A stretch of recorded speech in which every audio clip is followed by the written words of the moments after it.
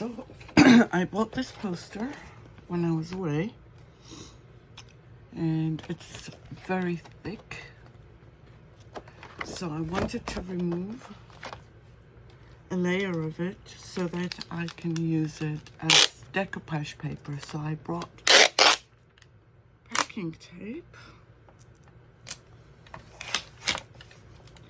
and I will put it all across.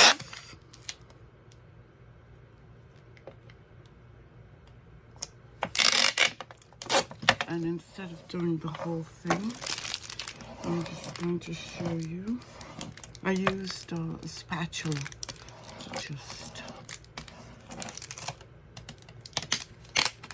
and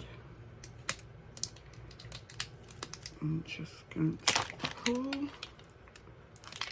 Let's start with this one.